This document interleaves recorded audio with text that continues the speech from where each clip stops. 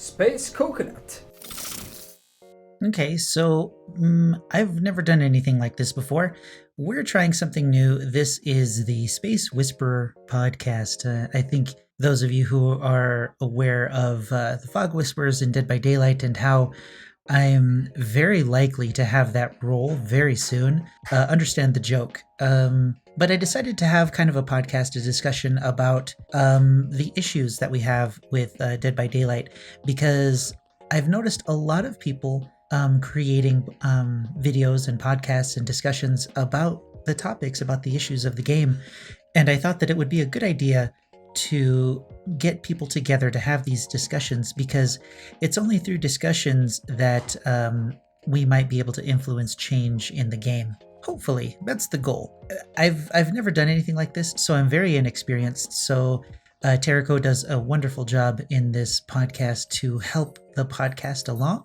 And my genius self didn't unmute my mic during the first part. So in the very first question, I ask him, or I go into this discussion about saying how inexperienced I am, but I simply asked him to introduce himself. And after this cut, everything else is from the recording. All right, sure. So I'm Terraco. I am a Dead by Daylight YouTuber and streamer, and I'm somebody that loves the game, just really doesn't love the direction of the game in the studio right now. But yeah, I'm a killer main. I play a little bit of variety killers. I don't really have a main anymore. I used to be a spirit main, and then everyone hates spirit now. So yeah, killer main DBD. I'm not a super veteran. I started playing in 2018, and I do what a lot of people do, where I take breaks and then come back. I did that quite a lot. But that's me. All right. And then everybody who's watching this channel are kind of already got an idea of who I am, so I'm going to leave that alone. So I think it's really cool. I really dig your discussion videos. Every time I watch one of your videos, I'm like, that's a good topic. I should have talked about that. That's something that I should have thought about, or something I thought about and then didn't actually pull the trigger on. So yeah, it's very cool to run into somebody else who has very similar opinions, but I do like how you do your thing. Thank you. So this is actually not my first game that I've heavily critiqued either. I used to do a lot of video game critique for other games.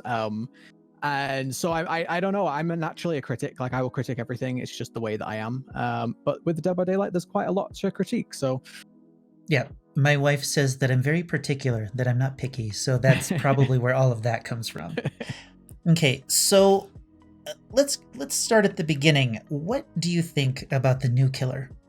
I actually really like the new killer. I think from a design standpoint, this is one of the most interesting, if not the most interesting killer that we've ever had. And it really surprises me, because Blight for me was just incredibly boring. And look, everyone has killers that they like and don't like. That's completely subjective.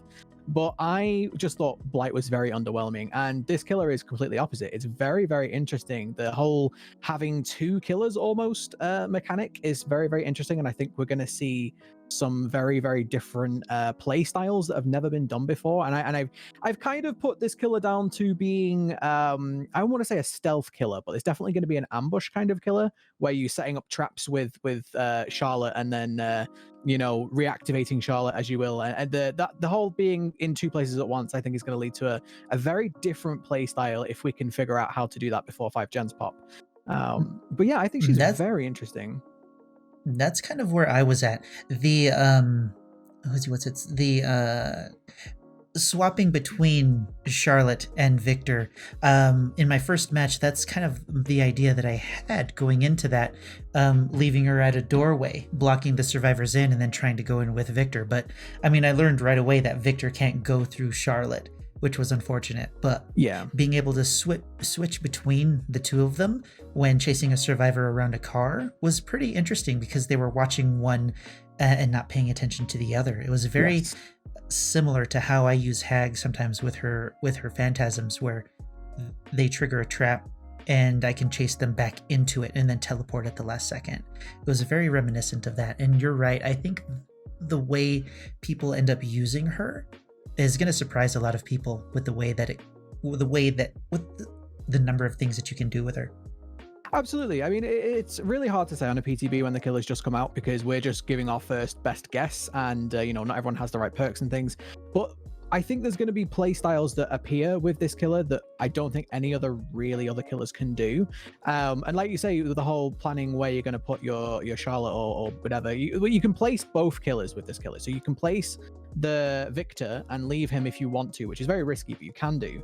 But you could also run around as Victor and leave Charlotte. And I do think that the best twin, I think they're called twin, the best twin players out there are going to be the ones that figure out the really creative ways of where you set up your ambush, if you will. Like, where do you leave Charlotte, because she has no terror radius. So you could hide her, say, just off the top of my head, you could hide Charlotte in the shack and chase somebody towards the shack with Victor, and then immediately switch over to Charlotte and then attack them and maybe block the shack off. So you can kind of set up those, which is going to be a risky gameplay, because this is similar to Trapper and Hag, where this is going to take time and it might not pay off. But I think it's going to be very interesting, to say the least.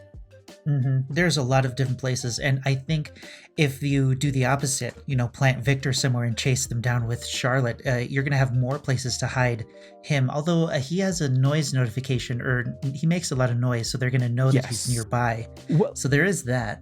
So sorry, that actually brought up a really interesting point, though, because this is something that I did a couple of matches earlier on the PTB, and somebody actually noticed on the new maps. All the new maps have all this grass put everywhere that's quite tall. And on the new Ormond map, there are places where you can't see Victor. He's just completely shrouded by the grass. And so, you can hear them, so he's in the vicinity, but it's going to be really difficult to pinpoint where he's coming from. That's very cool. My original thought, because I was at work when all of this was going down, was to use Insidious on Charlotte to hide her terror radius, because I was assuming that she would still hold it. And the fact that she loses it is very cool. It is very cool, the built-in Insidious almost with her power, and this is something that I think is maybe bringing in a new sort of stealth meta, because we all know stealth isn't very good in Dead by Daylight because of spine chill and being very easy to hear killers. For an example, you can hear Wraith from a mile away now. So I do think that this is going to bring a bit more of I don't want to say necessarily a stealth, but more like maybe like a gotcha, kind of killer, which I think is really cool. It's a planning ahead. I think the ambush aspect of what you're saying, I think that's what we would be more apt to call it, because that really suits with what it is, because you're planning ahead and you're thinking about what you're going to do ahead of time, because you're leaving one of your pieces behind, and you have to use your active piece to move the survivors in a way you want them to. Which is, I mean, we're making all of these, this is all hypothetical right now. It will come down to how fast you can down survivors. Like every killer, you have to be fast. You don't have time to do a lot of setup necessarily. But the secondary, the power that when you're playing as Victor, if people are injured, I notice you can down people, I think, quicker than any other killer potentially, because of how fast he is. And not losing him when you down somebody is quite powerful. I think the problem I have with it, which is a fair thing, is how slow he goes when his pounce is fully charged. And how long it takes him to actually be able to charge. Because in that period of time, a survivor can get around a corner, can get behind an obstacle, and completely avoid him. So I think that's going to be some counterplay. Maybe it completely devastates the killer. Who knows? It's going to be a matter of seeing what happens with the locker plays and things that they can do that way. I don't know what they're going to do about that. I mean, the one thing I will say that I found so far with Victor is, and this is all subject to change because every PTB, killers sometimes get completely reworked 2 weeks later anyway. But with Victor, the leap is very, very long distance. And it also seems to, I don't know if this is a bug, but it seems to latch on to somebody. If you think you're going to miss it, it seems to almost like latch on at the last second. And it makes it so it's very difficult to actually, if survivors are in a cluster, it can make it very difficult to actually pick the one that you want. But it does mean that it's pretty easy to get a lot of hits in a lot of scenarios, unless, like you say, unless the survivor is really smart and has some object to get in the way of. But I do think he seems quite strong so far. From what the couple of games I've played, he seems very capable, I guess. He's also got a lot built-in tracking. I don't know if people have noticed this yet. He's basically got bloodhound built in. You can see the blood on the floor really, really easily, and so he can really chase very well. But I do agree with you. The charge is very long without add-ons. Very long. You have to really work for it. I'm not so sure about his auto latching on.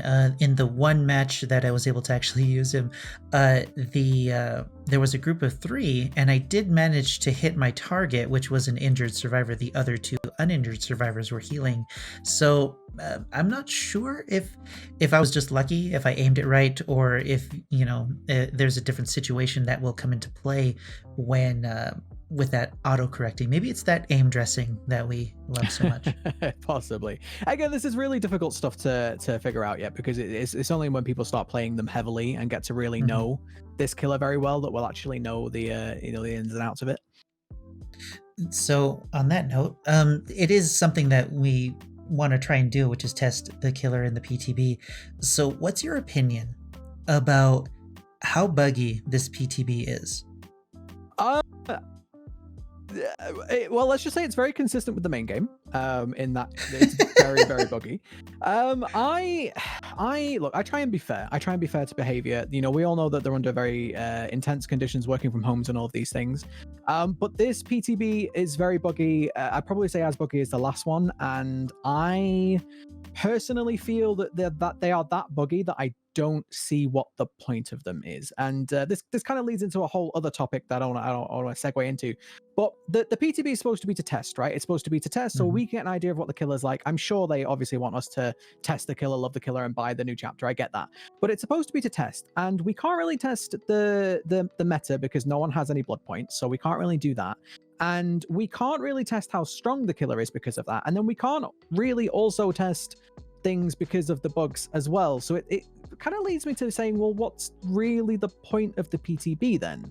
If this is supposed to be to test the game, but the game doesn't really work, and the game's going to have like a huge, bug fix patch before it is released, then what's the point? And then in regards to the blight, there was that instance where they said that the PTB we were testing was a week old, and that all of the complaints that we had were actually fixed in the newer build, but we just didn't have access to it.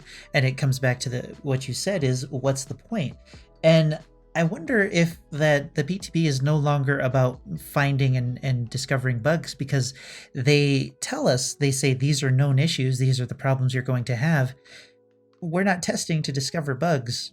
We're marketing, we're hyping up this new killer because this new cool thing that in a way it's kind of exclusive to PC because of how the PTB works, so that in a way builds up hype.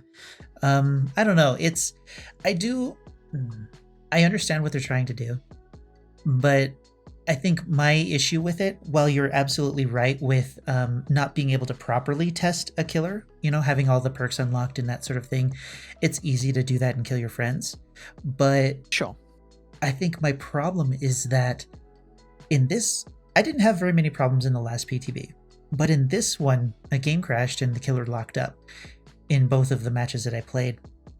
Well, one happened in one and one happened in the other, but I'm wondering if that the bug state of the live game is getting to the point where it's so bad that they have all of these underlying issues that are piling up and piling up and piling up and getting to a critical mass where the PTB is so buggy that it's barely functional.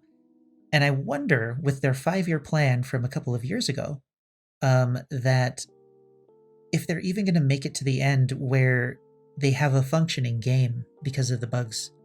I don't know. That was a thought that I was having. So there's a lot in there, and I agree with pretty much all of it. So the thing with Dead by Daylight, which I've never known any other game, and this is where most of my critical videos come from, is because I love the design of Dead by Daylight. I love the killers. I love the themes. I love all of the things about Dead by Daylight. What I don't love about it, aside from the monetization, which we'll get into that another day, but like apart from that, what I don't love about it is how it feels still 4 years later like a beta. It feels like a beta game. It doesn't feel like a finished product. And Hmm. the game doesn't seem to be improving, whereas every other game I've ever played, whether it be a big studio or a small studio, generally speaking, the quality goes up over time as bugs get squished, new content gets added and then new bugs get added. That's true of every game. But this game just seems to skirt along as just barely acceptable, and that goes for the PTB and the live servers. But because of the situation going on now, and because of the world situation, and they seem to want to push out content faster than any other studio of their size that I've seen before, and nobody was asking for it. Like, no one was saying, hey, we want more chapters, faster, more chapters. People have been saying for years now, we want you to make the game more stable, yet they seem just intent on sticking to this schedule. And bringing it back to the PTB, what's really interesting, and I've been saying this for a long time now, is that this is a PTB where, people say, oh, well, you can't criticize it too heavily because it's a PTB. But then usually the chapter comes out 2 weeks later. I mean, how much can you really fix in 2 weeks? They're not, Yeah. the developers, they're not superhumans. Like, how much can you fix in 2 weeks? And on top of that, many of us have been doing this for many years, and it's the same story in every PTB. And people are saying, just wait for the next one. And I'm like, that's what you said for the last 8 chapters. Yep. People aren't understanding, or they don't want to see the real problems that exist. And it's funny at first, and then it just starts to get sad. I mean, I actually disagree with you when you say people don't want to see the problems. I've been making Dead by Daylight videos, and I've been making a lot of gameplay ones and perk builds and so on. And my channel's only started really growing. Sorry for the selfish plug. But when I started criticizing the game, and people are just saying like, yes, we agree with you. Why is nobody else talking about it? It's so apparent, like I've played many games. I've been playing games for 25 years, right? I've played many games. I've played World of Warcraft heavily for many years. I've played big games, small games. I've never known a game be so consistent where you say to somebody, do you love Dead by Daylight? And they go, yes, but. Or like, what do you feel about Dead by Daylight? And they go, I love it, but I hate it. And it's like, I've never known a game be so consistently people love and hate at the same time. Usually of any game, you get fans and you get like haters, right? You get like the polar opposite ends of the spectrum, and then everybody else in between is like, yeah, it's a good game or whatever. Dead by Daylight, I don't think anybody goes, this is my favorite game, or this is a perfect game, or this is a 10 out of 10 game. You're absolutely right. I've been having a lot of people say the same thing about we're the only ones who say something or talk about the issues that the game has. I was particularly talking about those people who say, just wait until the PTB hits live. I was specifically talking about those people, but you're absolutely right. Everyone is getting to the same point where we're tired of seeing the same stuff happen over and over and over again. It's true. It is. It's the same thing over and over again. That's what makes it more annoying, is because it's not like it's not like, oh, we had that one bad patch one time and then it was fixed and then the game was fine again, or it wasn't like there was that one PTB that was a bit silly or whatever. It is just the same thing over and over again. And if you especially look at behavior, and I don't want to call anybody out here, but if you especially look at behavior in the last sort of year, well, I'd say the last sort of 6 months to a year or so, it does seem that they're not going to change this mentality. They're not going to change rushing out content. They're fixed in their plan and they're going to stay. And the game is absolutely suffering because of it, and it's a real shame, because again, this is the only game in this niche market. There's no other real competition yet, and it's a shame, honestly. And I really think that I want to say, I get the feeling that Behavior knows that this is their only really good game. The rest of the titles in their list are mobile games. There's 3 of them, and then the rest of their projects are collaborations with other studios, sending out manpower to work on these other studios' games. Yep. Dead by Daylight is their only good game, And instead of trying to make it as good as they can, they're trying to get as much as they can out of it. Yes, which is very common, honestly, in the modern video game industry. This is not just something that just Behavior are doing, but it's really interesting again that you bring up all their other games are mobile games, because this might be tinfoil hat, this might be a little conspiracy theory now, but the game feels a lot like a mobile game. And if you look at the monetization, it has that mobile game currency in there, which I always dislike. But it has that mobile game currency. It has the skins that they're selling in increasing amounts, and I have no problems with selling skins. But again, tied behind a currency, they're having the same problems that mobile games have. And I wouldn't be surprised if this game goes free to play next year.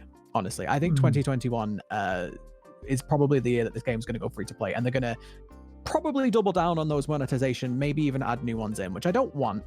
But it does feel very much like mobile game. Like, as long as people are in the game and they're paying and they're playing, they're very happy. Again, the battle pass is another free to play game. Mobile games, free to play games invented the battle passes. Now that's also in Dead by Daylight. So it's like they're taking all the monetization of these mobile games, but even mobile games generally work. Like they generally are quite a high level of polish, at least. I think the biggest issue with your statement is the fact that all of those changes that you noticed, the battle pass showing up, the increased monetization, all of that happened once NetEase made their investment into behavior along with Gaia, both very heavy mobile game companies. Yeah. I think NetEase particularly invested in the mobile side of the game, and I think that was requested by Behavior to help. Their PR speak was to that they were asking for their advice on creating a mobile version of the game, and then this is what we got, and then now it's bleeding into the main thing, which is it's a real, I mean, again, we are bordering on conspiracy theory here, because a lot of this is just speculation, but it is true. The mobile video game industry is the biggest video game industry, and that is largely because of China. Now, this is not necessarily a bad thing.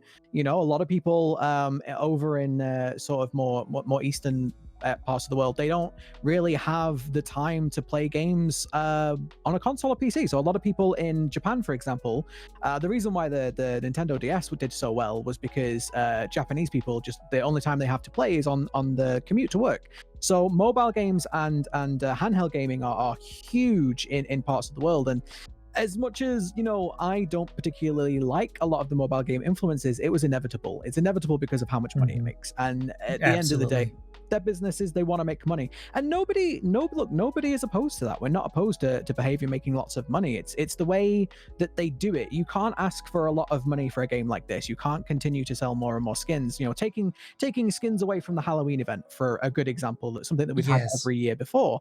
But also at the same time, your product be this lackluster, I guess, this buggy. In the end, we understand that they need money. We just want it to be fair when it comes down to it. 100%. So with money, how about this? Okay, so there may or may not be a winter event coming, but we know, or we can assume from Leaks by Daylight, that there is a Trapper legendary skin coming, and I was told that it's Krampus. So we don't get a winter event, but we're going to get at least a few things.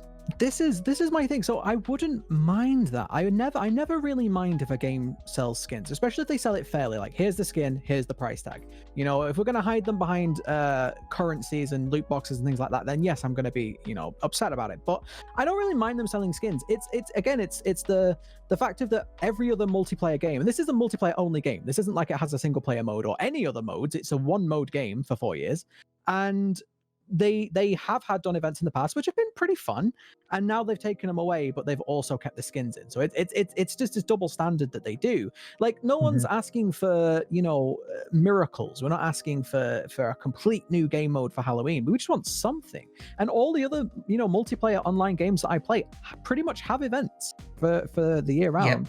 And they're scheduled on a pretty regular basis. Like, everybody can expect a Halloween and a Christmas event at the very least. Yeah, exactly, because they're fun and exciting. And this is something that, like, I know I criticize Behavior a lot, and I know you do as well. But, like, this is something where, if you actually think about it again as a business, if you think that Behavior want to make money, then surely excited fans would be spending more money on skins, right? So if you make an event that is really fun and everyone's talking about it, I got to play Dead by Daylight because the new Christmas event's coming and it's really great, then people are going to be happier. They're going to spend more money. So I don't understand why these companies don't get that goodwill for your customers is a thing that's required in the video game industry. It's true of every other industry, but the video game industry thinks it can get away with it.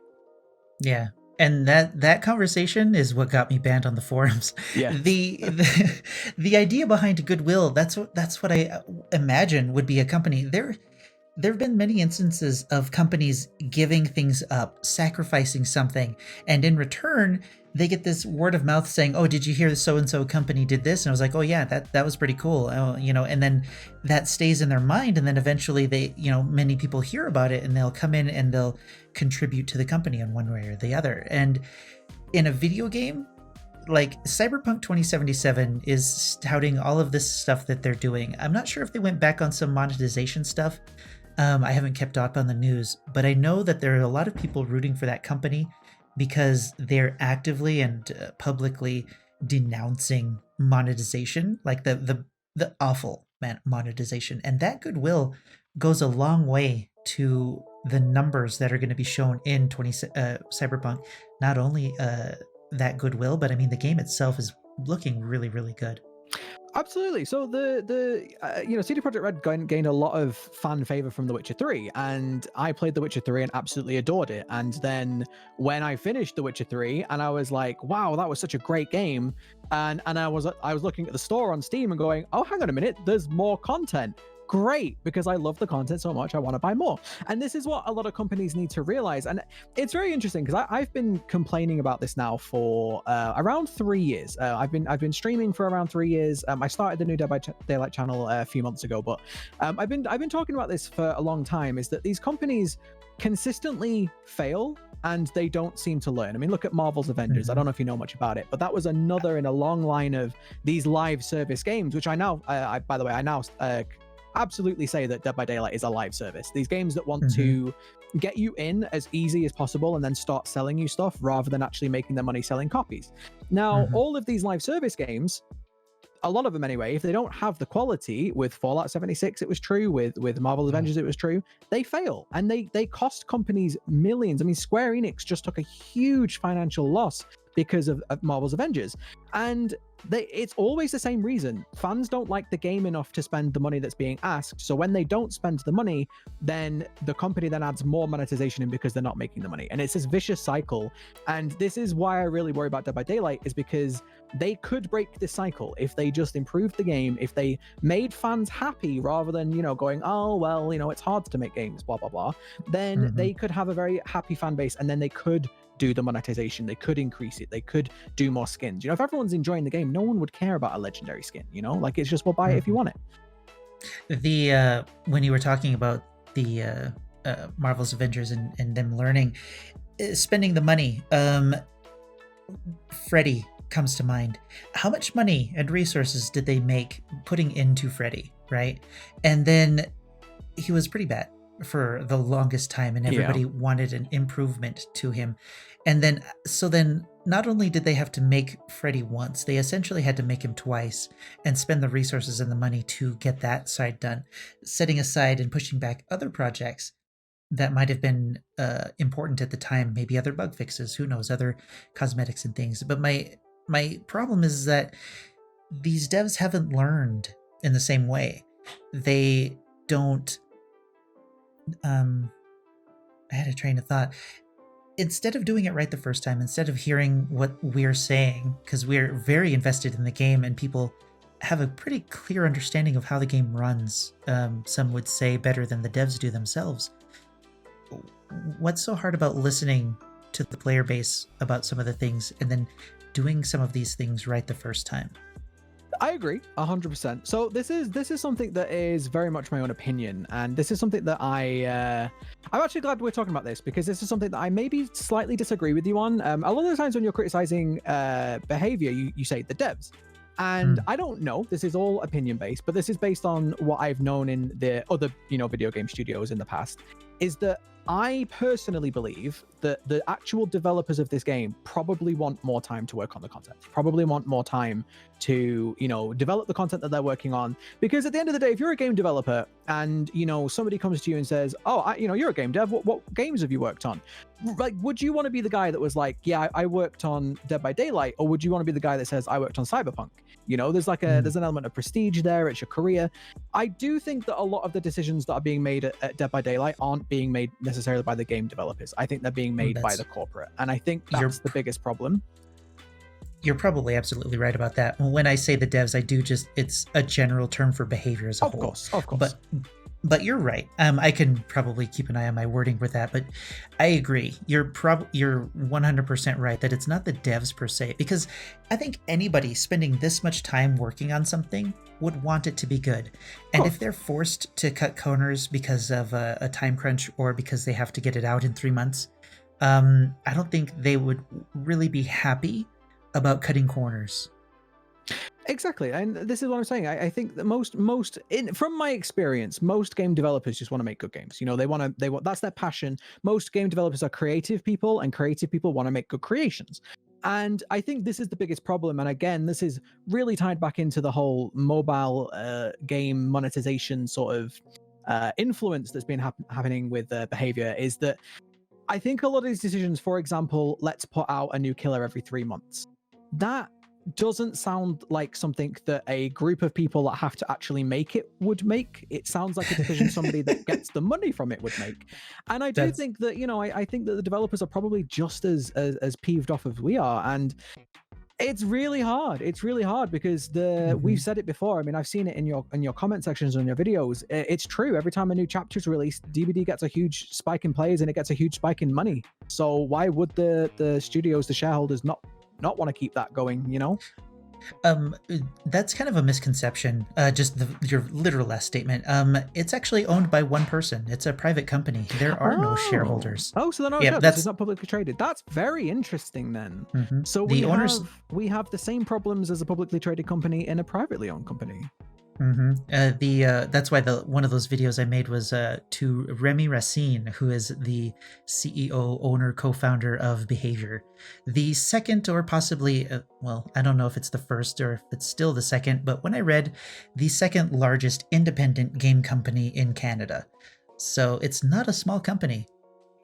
Very true. Very true. I mean, you know, size is obviously subjective. You know, some studios, it doesn't necessarily mean how many people you've got in your studio. It's also how much resources and funding you've got. But that's another thing that you've also mentioned in your videos. It's not like Dead by Daylight hasn't made a lot of money, and that's another real big thing. Is that a lot of people seem to give Behavior the benefit of the doubt. They go, well, they're a small indie studio, and it's like, but they've made so much money could have reinvested into this game, you know? Yep, it used to be a small company.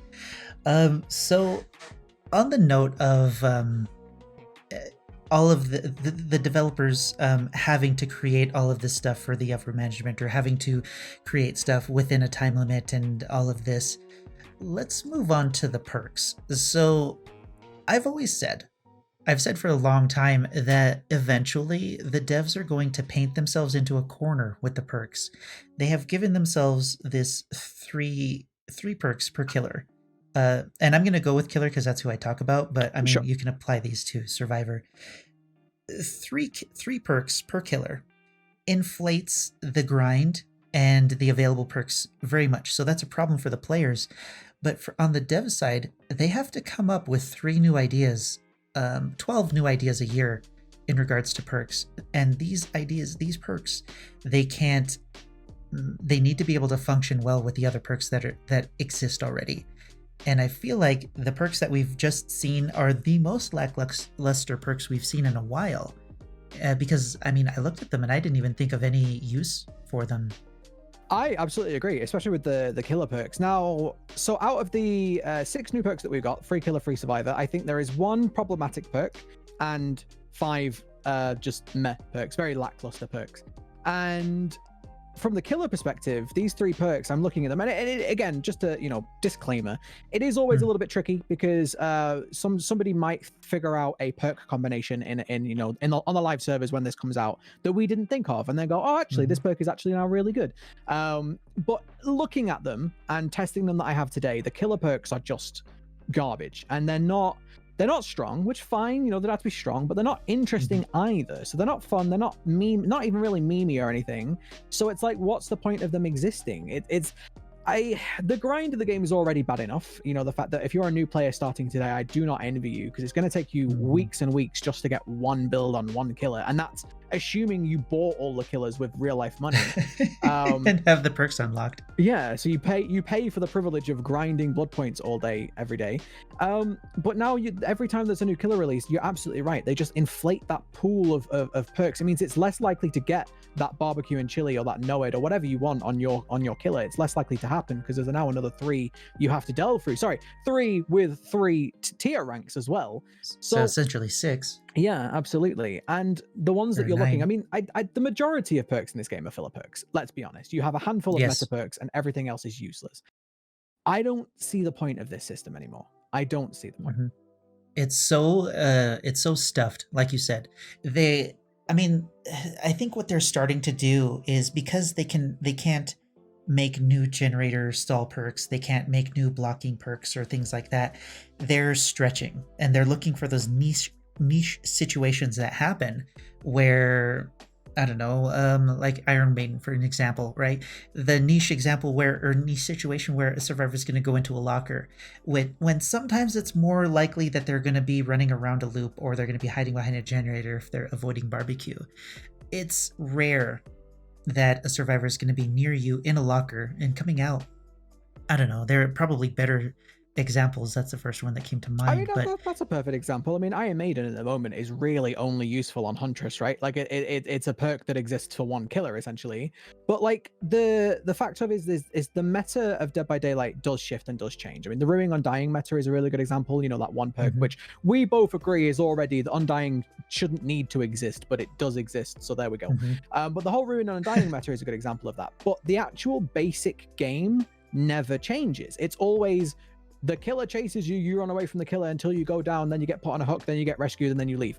That's the basics of it. And you're absolutely right. Like, loops are far more important. So if you have a perk that can help you beat loops, that's way more important than something like Iron Maiden that only helps you if somebody goes in a locker in front of your face, which you could just pull them out anyway. Like, there are all these perks that just are so weak or so niche or so really, like, you have to get the stars to align. Well, it's like, well, why wouldn't I just take Noed then? You know what I mean? Like, there's so many perks that are so powerful already, then what's the point?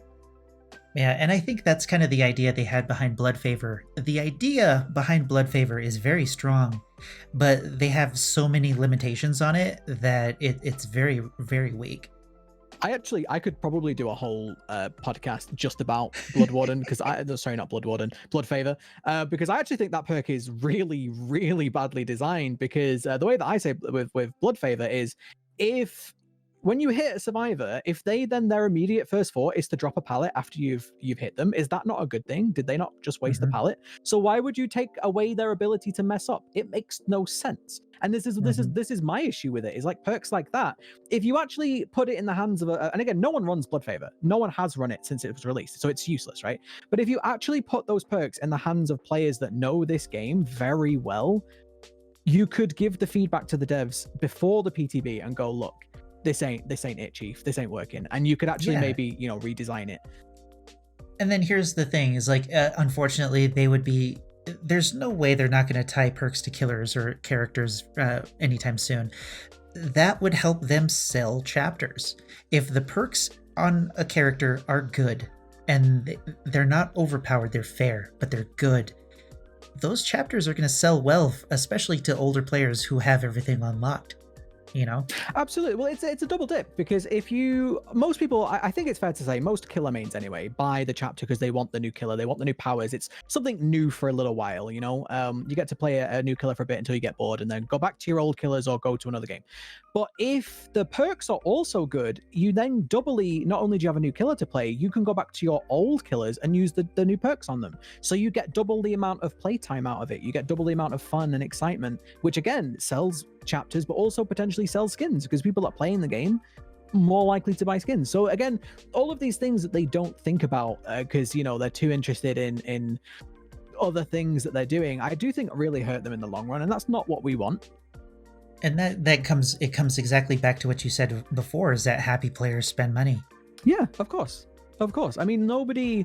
Again, this is something that I actually made a video about this just before the PTB launched today. I actually made a video about saying I was considering not buying this new chapter, and the reason why I was considering not buying it was just because the base game is so bad right now for me. It's running very badly, especially the new graphics, and I've got a good PC, so it was just running so badly that it ruins my enjoyment. And so it doesn't matter how good the killer is, that when I play the killer, if the game isn't working, I'm gonna have a bad time, and I don't want to spend money to have a bad time. I will admit, I'm looking at this new killer and going, I'm probably gonna buy the killer, whether with shards or with money, I don't know yet. But it's true. It's true. You need to have happy players enjoying the game. That is like game selling number one. If your game is fun, people will play it. You know. Absolutely. So I'm like, okay, I came kind of to my mind went blank. So, what is something else that you want to add to the conversation? Because I haven't. I was thinking about a topic ahead of time and kind of lost it. Well, I have one topic. So since we are on the topic of perks, I do want to talk about the survivor perk. I want to talk about. My mind is also going blank. What is it called? The one where you wiggle and you can. The one that's going to be going with flip flop. I know which one you're talking about, but I don't know the name. What is of it called? It's called power struggle. Power struggle. Power struggle for me is just one more perk that behavior have made that ignores the main frustration point of killer mains. And again, you got to be careful because I am a killer main. I'm biased. I know you are as well. And we want survivors to have fun. No killer really wants survivors not to have a good time. We all want everybody having fun, right? And this perk on the surface looks like a fun perk. So if you're not aware of what the perk does, basically you wiggle to 25%. Once you've wiggled to 25%, if you're anywhere near a pallet, you on the shoulder can pull the pallet down, stun the killer, and save yourself. The problem I have with this is that your biggest frustration point as killer is you don't have enough time to do anything. And not only that, the survivor meta forces you to play in certain ways that maybe aren't that great for you. Real good example is head on, right? Head on, which I think is a great perk. No problem with head on. But head on, since that was introduced, has made me as a killer take some weird routes around to a hook now and again. Because I'm like, I see a locker and I don't want to go anywhere near it, especially with the dedicated server stuff that goes on. I don't want to go anywhere near that locker. Now, with this perk, Power Struggle, you now also can't walk through pallets, which is really irritating to me because walking through a pallet is already a very risky play. Because if there's somebody waiting on the other side of that pallet, you're going to lose the survivor, which is very devastating to your killer. If you get stunned while you're carrying a survivor, that could cost you the entire match. And so now they've just given survivors the ability to do that themselves, which means you're going to have to walk in some weird spaghetti way. But not only that, and this is where I get really angry at this one, not only that, is that now killers are going to avoid pallets to get to hooks, and they're going to avoid lockers to get to hooks, and people might not even be running that perk. I think the issue that it falls under the line of perks where survivors don't need their team to help them. Those perks that allows a survivor to rescue themselves from a situation are the most powerful perks in the game, and they keep giving these options to survivors, which is unfortunate. I agree. It goes even further than that, though. I mean, second chance perks by themselves are very powerful in general, but this takes away the fun and skill and teamwork of a pallet save, right? A pallet save, you have to react to the killer, and it's something that you're not going to get often, but when you do get it, it could swing the entire game your way. So you worked for it, you get rewarded for it. Perfect. And you need your teammates to do it. Being able to do it yourself not only can screw your own team over, because if somebody comes to pallet save you and you just take it away from them, great. But also, like you say, it takes away that teamwork. And Dead by Daylight isn't a 1v1 game, it is a 4v1 game. And so giving the power to one to be able to 1v1 a killer, I think is just not very good for the health of the game. I could go on a whole tangent about that in itself, but I just think that this is another perk that they haven't really thought about. They're just throwing it out there, and it seems like a good idea on paper, but I just don't think it's fair. And then it falls in line with just the idea of what makes it so difficult. What would be so hard, or what's stopping the devs from having a group of people that they trust, that maybe they play this game a lot, and showing those people's content ahead of time holding them under an NDA so they don't leak it to anybody else, and then having these people look at what they're working on and say, this is what we're working on. What do you think about the ideas? And then during the initial process, having those people say, this and this is bad, this and this is good, and this might need to change, blah, blah, blah, blah. What do you think is stopping the devs from utilizing that kind of a process to make the game better? My honest answer to that, the reason I think they're not doing it, is because the one thing that, and this is something that is fair to behavior, is that it is very difficult with this game when you have two very opposing sides, because I'm stood here now talking about one of the survivor perks and saying it's not okay, and I'm sure survivors are sat there going, oh, but this on this killer side isn't okay, and it would be very difficult if you had two people that play the game very, very, very extensively on their side, and they have very opposing ideas. So if one says that perk's OP and the other one says no, it's not strong enough, what do you do? But I agree, it's a perfect, in a perfect world, first of all, they'd have more QA than they have now, but I don't see any reason why they couldn't. I'm sure a lot of people would do it for free. We're not asking to be paid or anything, but like, people that love the game would love to have that input. Most games do closed betas. This is not a radical idea. There are closed betas that you either have to get invited to, however people want to invite to, or you put your number into a hat and you get drawn out, whatever. There's zero reason why they couldn't, aside from the fact that I do think behavior, I don't want to say it's arrogance, but I do think that this is their baby, and they're like, no, we know what's best for the game. Even though you may have played more hours than I have as a game developer, I know what's better. And that's, it's a tough situation. Yeah. When I was kind of insinuating the group, I mean, I was kind of making fun of the fact that they have, I think, 50 fog whisperers in their program. Yes. And that's not one or two. That's not one or two people. That is a group of 50 people that could look at this objectively or unobjectively from their own side. I just think it's unfortunate that they don't use all of the tools available, especially if one is completely free. Yeah, I mean, I'm sure a lot of the fog whisperers would be more than happy to give their input. I mean, I kind of agree with you on this one, though. At the moment, I do think the fog whisperer program is more of an affiliate program. I think it is more of a, hey, go promote our game, we'll promote you, especially with the recent giving out codes to fog whisperers, which is a whole other topic. I think more. Sorry. I think more recently they've been giving out boxes of merchandise to hype up their store. I think that's the more recent event. Fine. I have no problem with that. But I think that is their main priority when it comes to fog whisperers. I think that is what they want. They want the marketing from the fog whisperer program. I don't think they want anything else, and it is a shame because I know they have in the past invited fog whisperers to the studio to have a look around and to get an insight. I know they invited Cauliflower a while ago. I think it was last year, maybe the year before. It was Cauliflower, Vincent Vega. The more recent one that I was waiting to hear about was Scorpions. Scorpions went up there with a few other people, but we never heard anything about that. But yeah, it is kind of a sad thing. I mean, like you said before, there's NDAs, they exist. If you're worried that these people are going to leak the stuff, I mean, I don't know why you are, because Leaks by Daylight seems to get the information anyway. But there's absolutely no reason, and that's what every other game that I've ever played has this. They have closed beta tests. They have closed tests where you can close that environment to only people that you trust.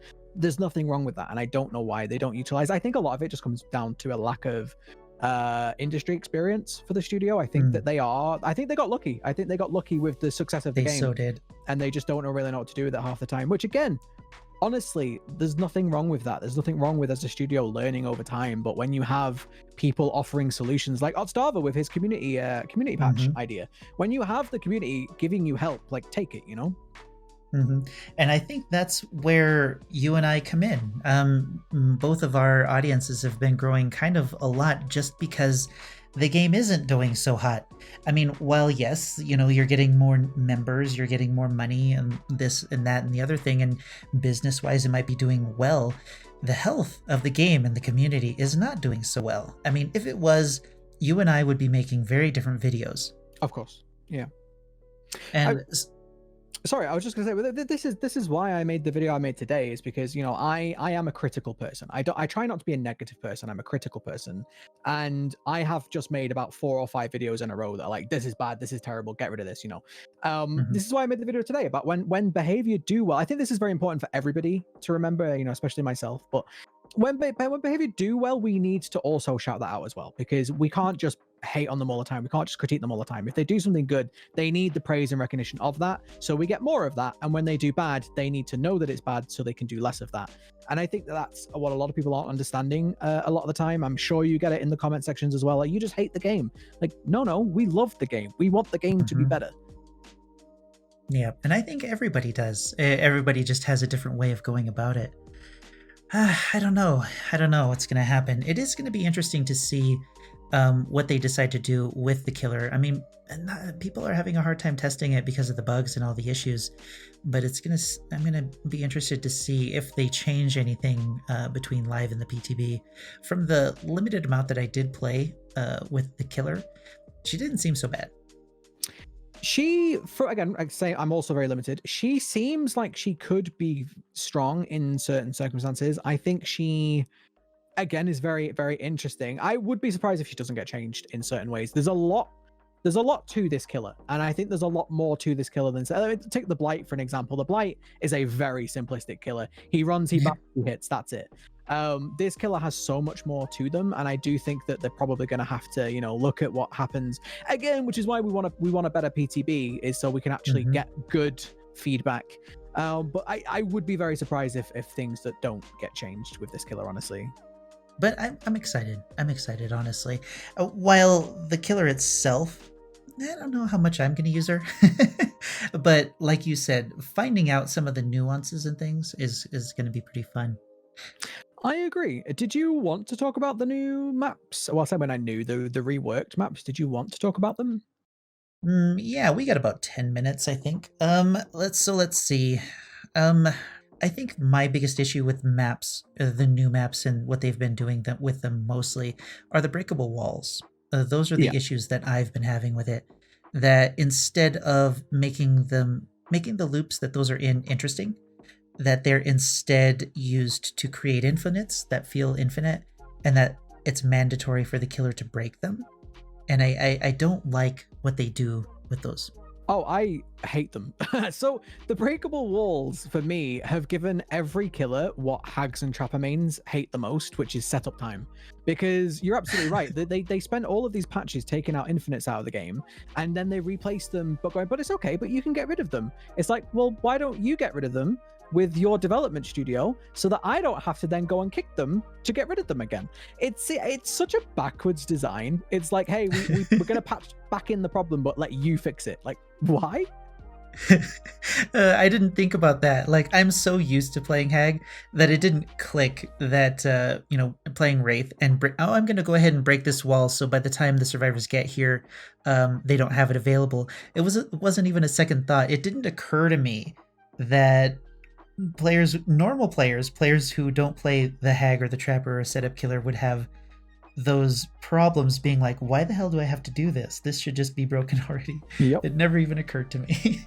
Well, it's like the real one, the one that really ticks me off, is the one on the coal tower, where it's at the top, you know, in the little control room, Mhm. where if Mhm. you don't break it, that is an unbeatable loop for every killer except Nurse. And it's like, so what are you telling me, behavior? I need to either go and spend time running up there, which is a pain to get to, running up there to break it, or every survivor on the map is free to run up there every time I chase them. It's such a weird design choice, and this is where, like, I lose a lot of faith with behavior, because I'm like, you knew infinites were a problem, so you patched them out, you came up with creative ways to get rid of them, and then you added them back in.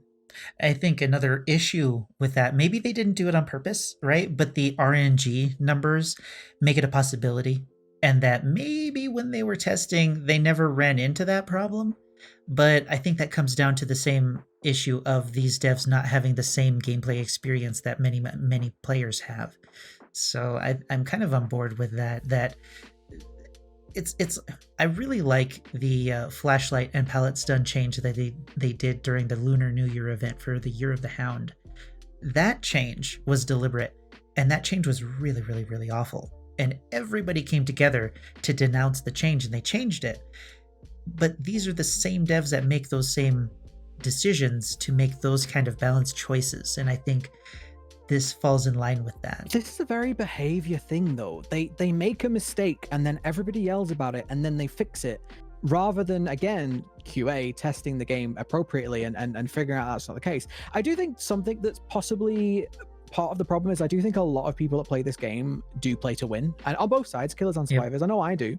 And whenever you look at behavior playing the game, or whenever they do any of their sponsored events, if you looked at the event with, Ninja, Gator Matarazzo recently, Otofu, of course, can't leave out Otofu, and Ninja's wife, Jessica Blevins, of course, they kind of promote the game as being this like, oh, hey, everyone's messing around and having fun on Hawkins. And it's like 99% of the players don't play that way, though. This game isn't casual. It's not a let's just jump in and have fun game. This is 5 people playing to win. And I do think that a lot of the design balance things that I think they're putting fun in there when it doesn't belong necessarily. They're trying to make it something that it's not really. A lot of people are saying, or like to say, that it's a casual game, that it's not competitive, but by its very definition, there are 2 opposing sides, and they're each trying to accomplish a goal that directly impedes the other's goal. That's competition, and no matter what they do, that's I 100% agree. I mean, I think when people say that it's not a competitive game, what I think they really mean is that this isn't a very highly balanced. One team has the same resources as the other team, because it is asymmetrical, and that's true of every asymmetrical game. Asymmetrical games are never going to be as competitive, say, as Counter-Strike, right? But at the same time, when you only have one win condition, that's kill everybody or escape, and those are diametrically opposed, what else do you call it? What else do you call it? Like, I'm competing to beat you and you're competing to beat me. So how is it not competitive? Yep. Oh, if you have fun, you won. Yeah, sure. When was the last time I had fun in Dead by Daylight? Oh my goodness, there's a question. Unfortunately, that was I had 4 survivors bleeding on the ground. So, I mean, slugging can be fun, but it's certainly not fun. I think that's another problem, is that fun for one player isn't necessarily fun for the others. Yeah, this is Dead by Daylight's one of its biggest pain points, in my opinion, and it's something that isn't easily fixable. Is that usually for a killer to have fun, the survivors aren't, and for the survivors to have fun, the killer isn't, and it's very, very difficult to have both sides in this game having fun at the same time. I don't know. Maybe Otofu's right. Maybe sometimes you just have to go, do you know what? They're gonna win because they're better than me, and I don't know. Maybe that is the way to have fun in this game, but I'm very much I want to get better. I want to improve. So when I'm playing, if I lose, I do get, a little salty. Yeah, I get salty if I lose because it's not my fault. If I miss a hit because of the dedicated servers, it is hard not to get annoyed at that. Now I'm thinking. I'm thinking about all of the times where I'm like, yep, that happened. The aim dressing, that's what one that gets me. Well, this was a lot of fun. I really, really enjoyed this. I'm sorry I wasn't as prepared as I should have been, but everything kind of whirlwinded came together. So. Oh, it's all right. That's usually how I am anyway. I just ramble. I just talk. Well, honestly, you helped carry this little discussion, so I kind of banked on that. I used your rambling to my advantage, so we're all right. It all worked out in the end. So, do you have anything you want to finish up with? I mean, I just want to say, just as a final message, we're both very critical people, and I think that Dead by Daylight needs more of that, especially now. As everyone, try to keep it respectful, especially when you're talking about other people. Keep it respectful, keep it all. This is at the end of the day, it is just a game. I know that's like you're not allowed to say that on the internet anymore. But yeah, we all want this game to be better, and I think that if we all have discussions just like this one, I think that this is the best way to do it. I think yelling and screaming at each other is never going to work. If we all have more discussions like this, I do think that this is a real good opportunity for this game to improve. So thank you for having me.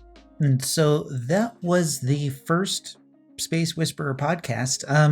I was definitely not prepared, but hopefully if this does well, I'll be better prepared in the future, or we'll even cut it down to like 30 minutes or so.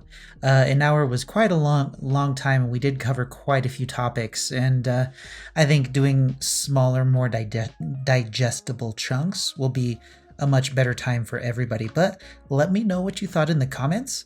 Definitely go check out and subscribe to Terraco's channel. He does a lot of good discussion videos, and as you can tell, he's very well versed in just the art of discussion. So let me know what you thought of this video podcast. Let me know what you thought. If you have anything to add to the discussion, or if there's anything I can improve with these things in the future, and we'll just go from there, and you guys can help shape the future of this podcast. And maybe you'll be a part of it in the future. We'll see what happens. But in the meantime, I'll see you on the fog.